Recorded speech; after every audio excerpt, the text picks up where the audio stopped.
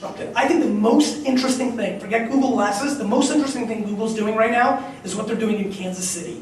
If you get a chance, Google later, Google in Kansas City, they're wiring the whole city. When they wire us completely, and our internet and cable is much cheaper through Google than the networks, and when we turn on our TV, or it's a Google homepage, and it can be any content. I type in Jets, and so not only do I just get the Jets SNY like I do in New York, but I would get a Jets TV show that's done on the internet. We're all going to be equal, because the platform, just like what the internet did to the world, that whole phenomenon and music and all that, this wiring is going to take the power out of the cable companies, and it's going to make all video content equal, whether you're on NBC or whether you're me in a New Jersey office. Whoever's going to make the best and care the most and does the best job and scales and has markets and understands, they're going to win. And it's not going to have to sign a deal and get lucky that a talent agent thinks. If I would have rolled in to LA in 2006 and said, here's the pitch. I'm going to sit in front of a camera for 26 minutes. It's going to be low res, no editing, and I'm going to sit with 4 bottles of wine in front of me, and I'm just going to spiel, and that's my show, I would have got kicked out of town. But because I didn't have to do that, and I just did it to the consumer, they decided. The gatekeepers, the key holders, they're dead. We're all going direct. The new key holder is the internet. It's going to keep doing its thing. It got us social. It's going to eat up television. It's just a matter of time. You can only hold on. This thing is overthrowing governments from dictators that have controlled their people for 40 years. You think this isn't going to kill the cable companies? It will.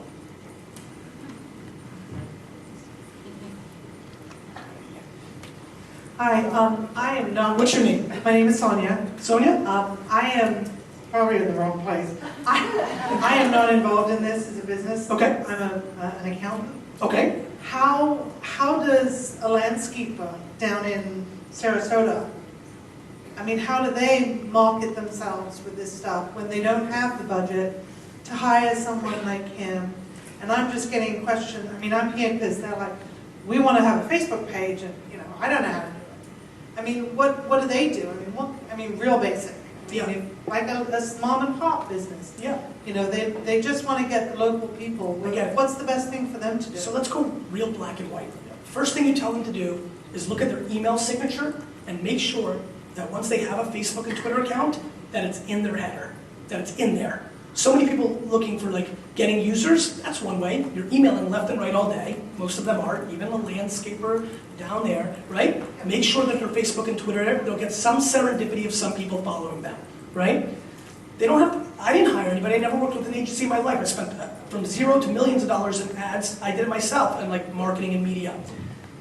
The game, I think twitter.com/search is the #1 thing a small business can do because it has direct results immediately without having to know or do anything. But to do that, they need to set up a Twitter account.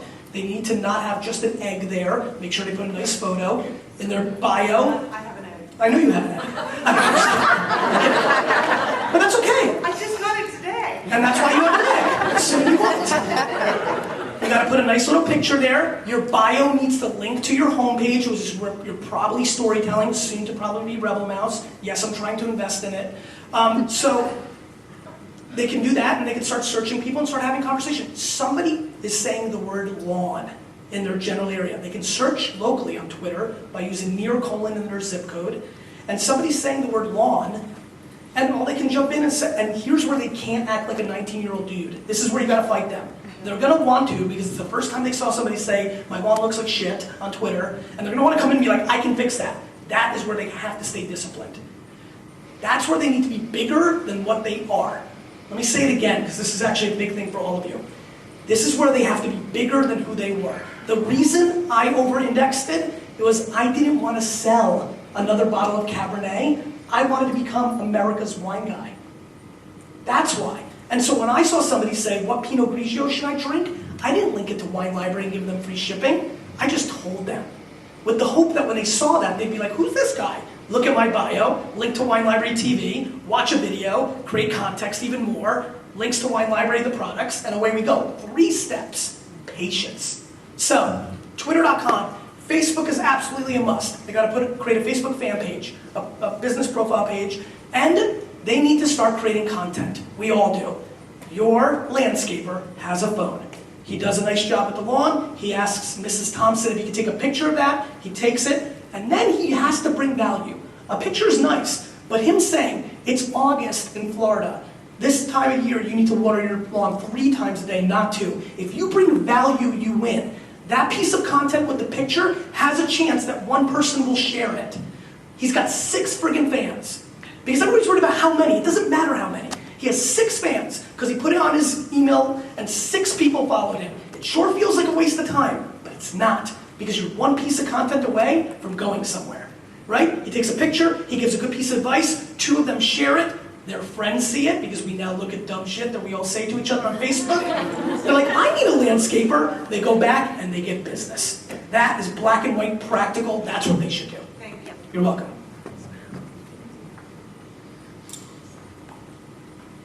God, I love practical.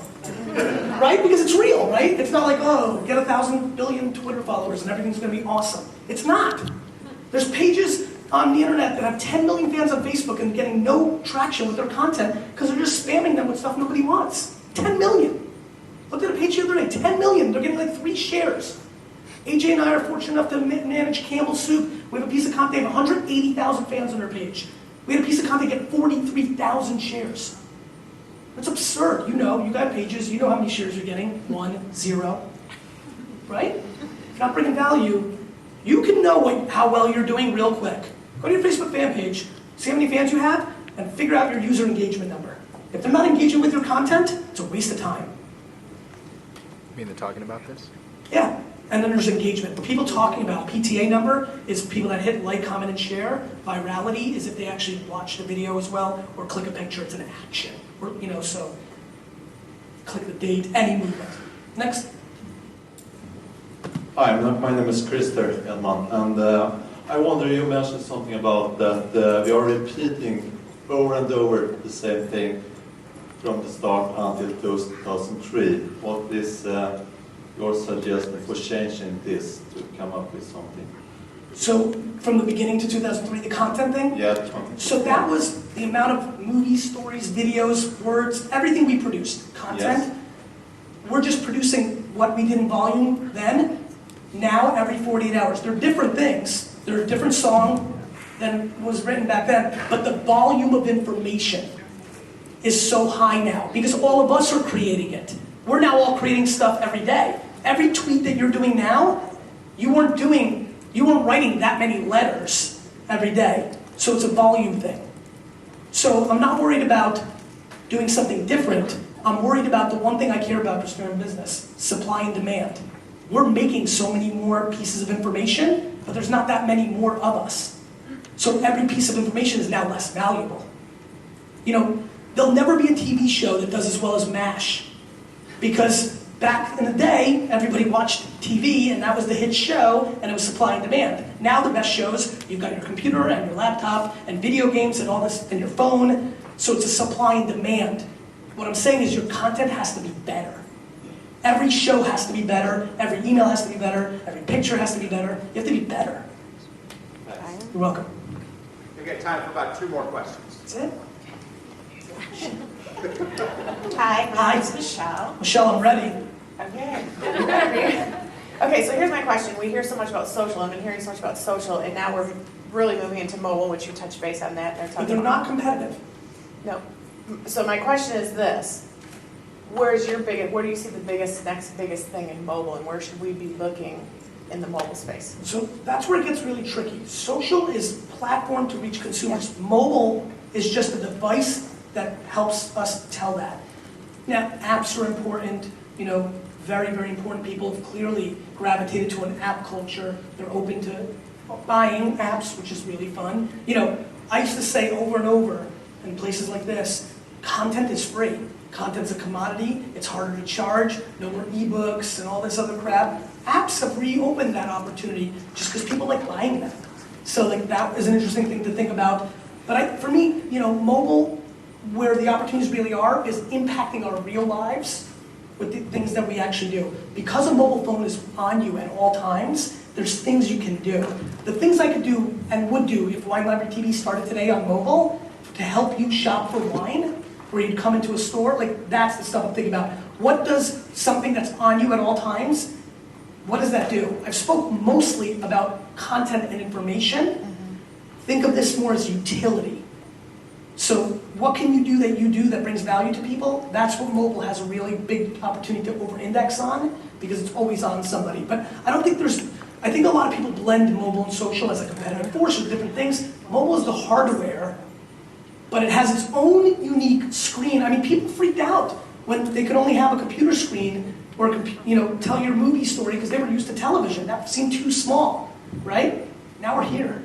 We can do it all here. And so when you're thinking, what I think you should most worry about is if you're telling stories or putting out content or ads or whatever you're telling, when you start making accounting content and you're putting it out there, make sure that you don't use flash video because half of the people with iPhones won't see it. So it's about the utility and the execution. When you design a website, it's got to be mobile friendly because when people go on it, and so that's what I'm talking about. So just real quick, when you're talking about text marketing, which that's becoming very, very popular, and you're talking about going on Twitter and doing the context thing, Yep. and all of a So sudden, when you this say is text marketing, text, so I opted into your text platform. Got it. I texted whatever to 70,000, and now you're sending me information, and how many people here are consistently part of a text newsletter that they keep getting texts on? Raise your hand. Yeah, okay, go ahead. I'm just curious for myself. Yeah.